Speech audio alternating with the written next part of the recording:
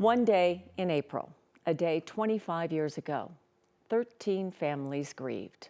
Their loss felt far beyond Columbine High School, throughout our state, throughout our nation.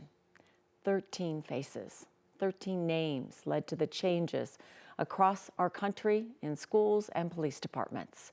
That day also brought a day of service and one request: don't forget. Over the years, we have come to know the families, and we often turn to them to ask, what would you want us to do as we approach this year, 25 years later? They told us what they wish we knew about a son, a daughter, a brother, a sister, a father, and a grandfather.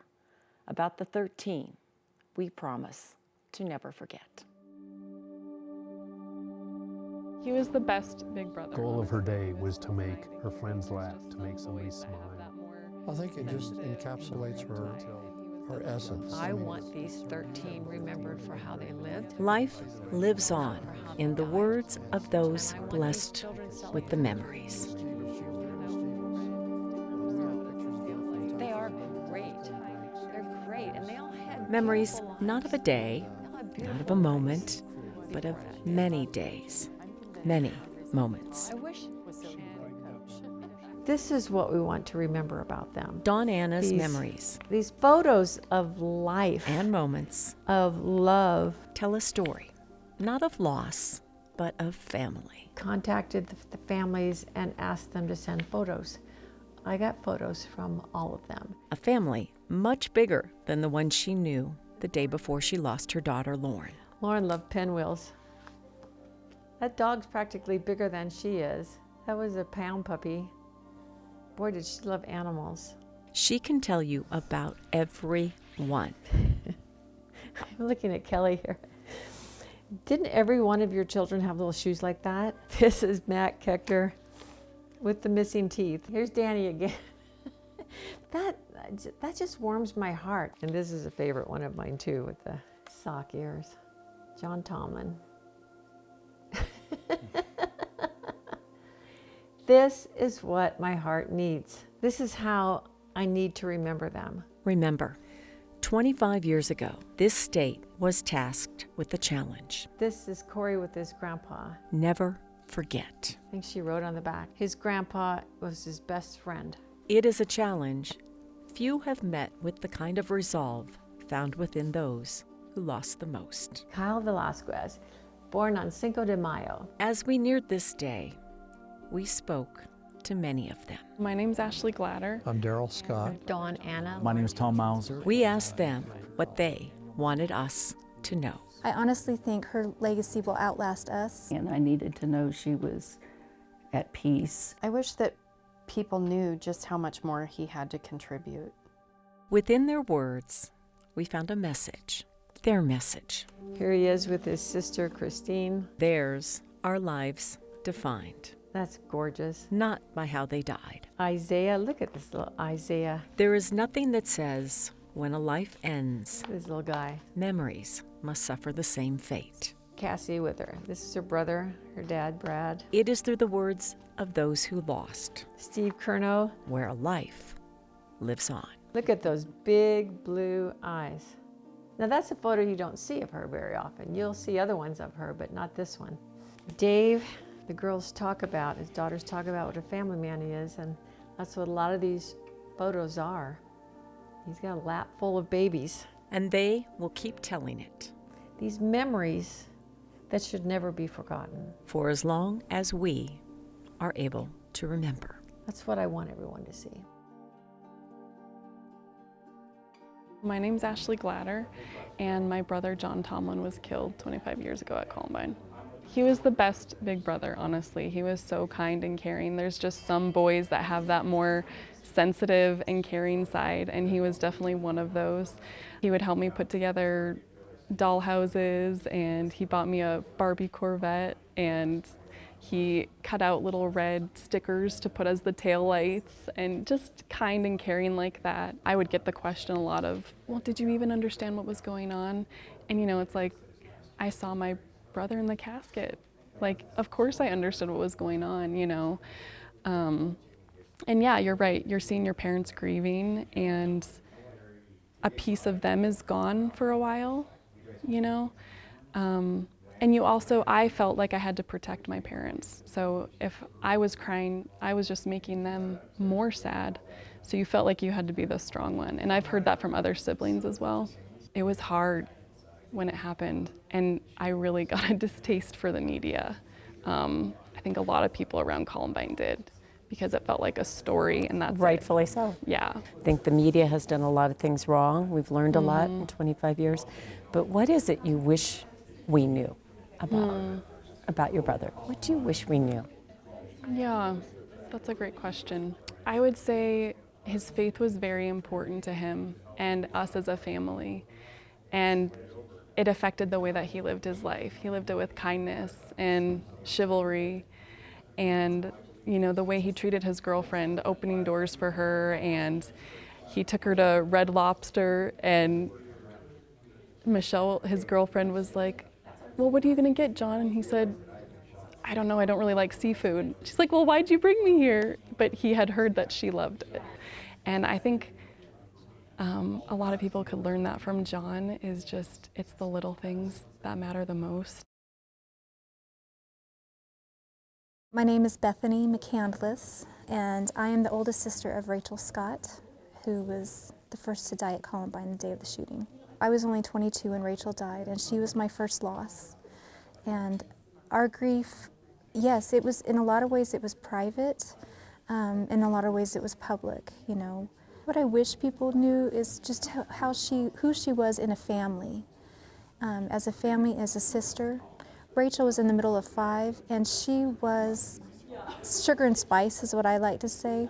She was fun, she was sarcastic, she was silly, she was also serious and could get deep. She was an old soul, and being one of her siblings has been one of the biggest honors of my life. When Rachel first died, we thought, we'll have a limited time to share things about her and her story. I could never have imagined that 25 years later we would still be doing what we're doing as a family, and my parents on the road and speaking and traveling, and opportunities are still taken left and right. I honestly think her legacy will outlast us. She left us journals, and her desire was to reach the world through love and kindness. It really was. And that's what we've taken out of all of this. My parents have absolutely poured their whole lives into this. For 25 years, my whole family has worked around Rachel's life. I'm Connie Sanders, one of the daughters of teacher Dave Sanders. He was killed at Columbine High School in 1999. He loved grandkids. That was his favorite thing, was to play puppet show, and he would give the kids an under-the-pillow treat every time they came over, which was usually a puppet.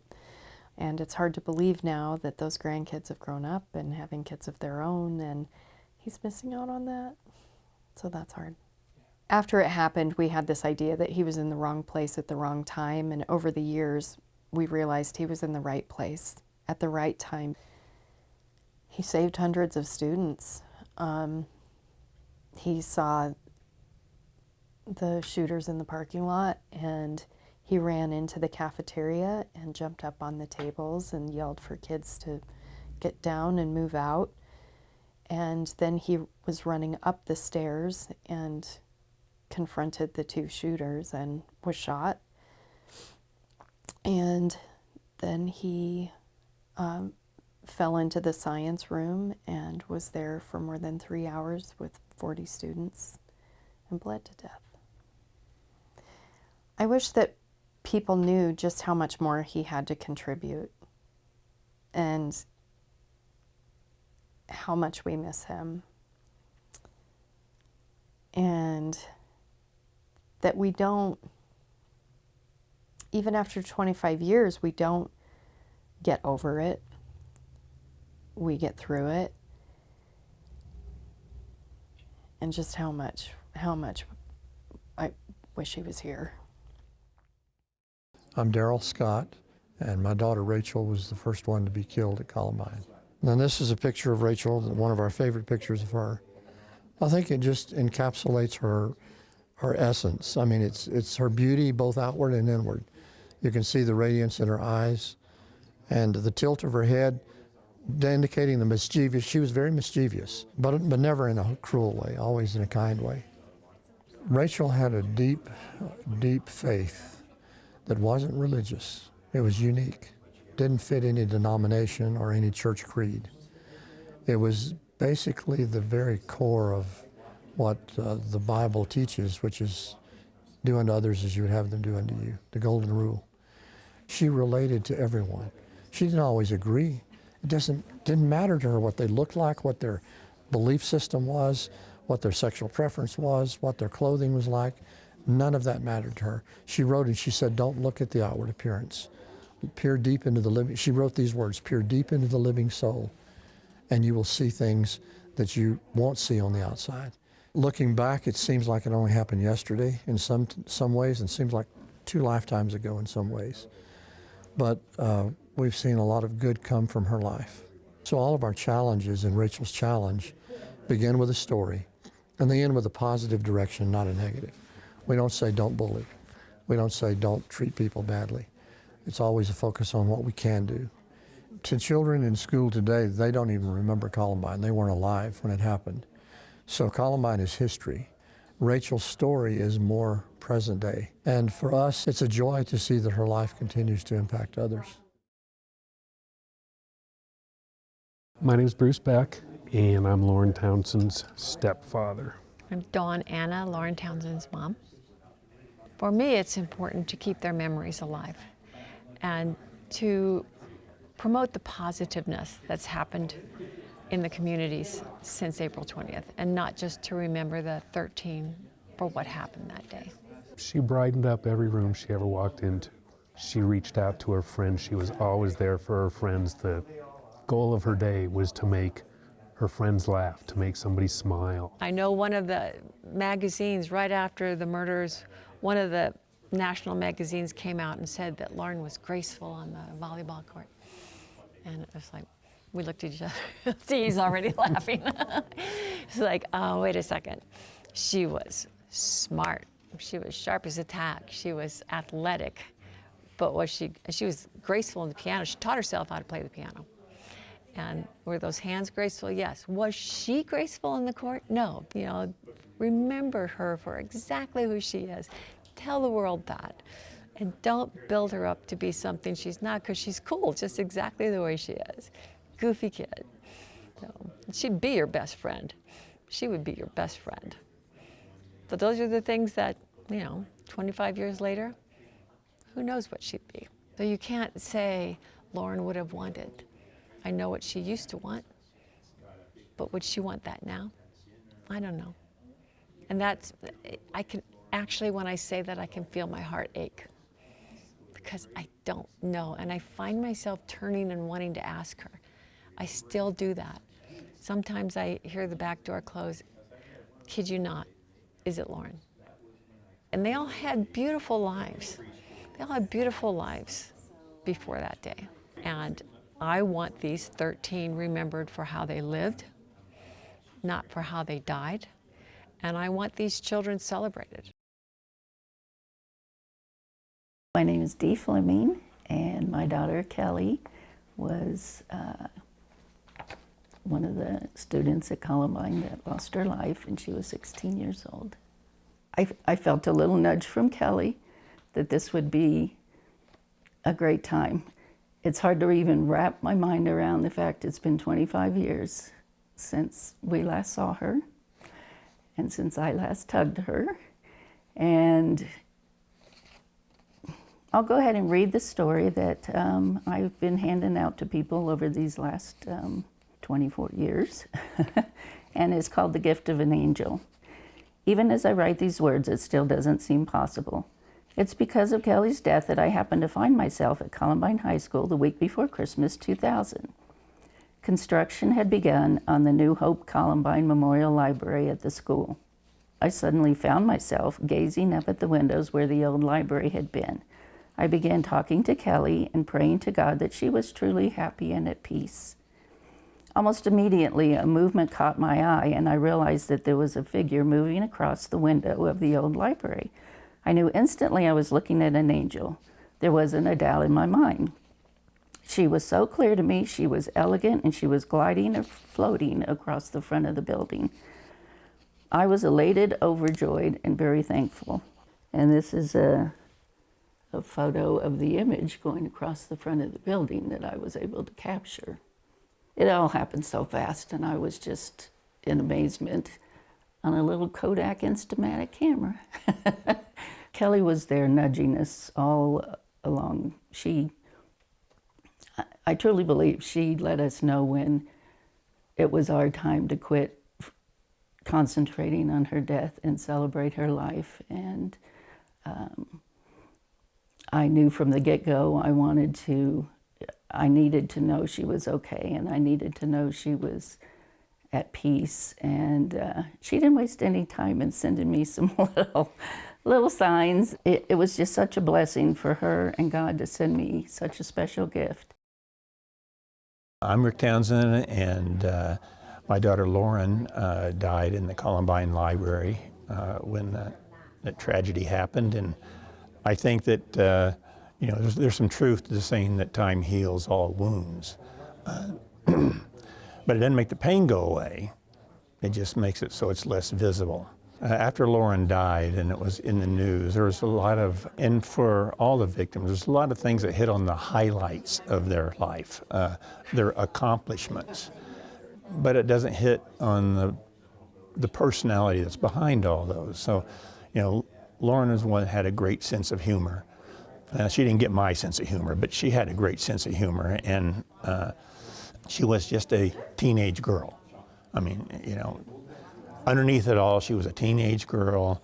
And back in the days before cell phones, they would get in the backseat of your car, and it was like the parents just disappeared, and they'd start talking about anything. We would learn a lot of stuff that was going on.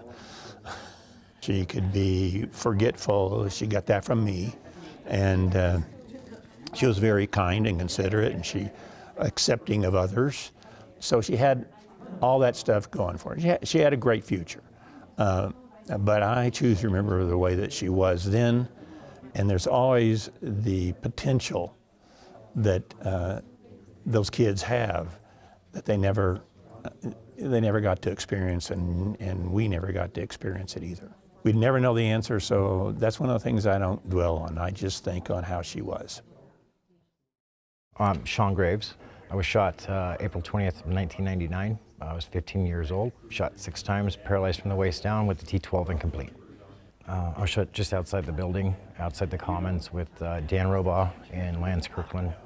The 3 of us were leaving to sneak off school grounds. I wanted to go for a walk, clear my head, and have some laughs. And that's why I asked Dan to come with us. Everyone already knows Dan had a quick sense of humor, dry, very dry. Our sense of humors worked very well together. Yeah, I essentially asked him to walk out to his death, and that's weighed on me. But I know I wasn't responsible for killing him, but it's still a hard one to carry. Just recently, when I turned 40, actually on my birthday, I remember looking at myself in the mirror that morning, and I thought of Dad, like I do frequently, daily, sometimes more than once. I thought about that. I wondered what he'd actually look like had he been turning 40 instead of me. Where would he have ended up? What would he be doing with his life? I don't know, I always try and push myself harder to do more with my time here, with the gift that I've been given. Because let's face it, I should have died that day. I should not be walking. But for whatever reason, both these opportunities were handed back to me, and I'm grateful for that. But I always wonder if I'm doing enough with my time to live up to Dan's memory, to live up to where he would be or what he would be doing with this time versus me. My name is Tom Mauser, and I'm the father of Daniel Mauser, who was 15 and a sophomore and a straight A student at Columbine. I can't think of Daniel that he would be 40 years old. 40 just seems so old to me despite my old age. 40 seems, because to me he's still 15. I can't, I really can't get beyond that, that he's still 15 to me. I can't go to that place of what would he be doing and what would he be like. It's just too difficult. I can't go there. Yeah, he was a very, very thoughtful kid. He was a bit nerdy, very shy, intelligent, gentle kid. Not afraid to hug his mom, able to be a great friend to his younger sister. He took on his weaknesses. Two things in particular. He was not athletic at all, not at all. But he on his own chose to join the cross-country team at Columbine. He never made the squad. He was a sophomore, wasn't very good, and yet he cheered on the other kids when they were in the meets. He was very, very shy, very introverted, and yet he chose on his own to join the debate team at Columbine, where he had to get in front of other people, and he was one of the best debaters that they had. He took on those things, and I admire him so much, and really became an inspiration for me that he did that.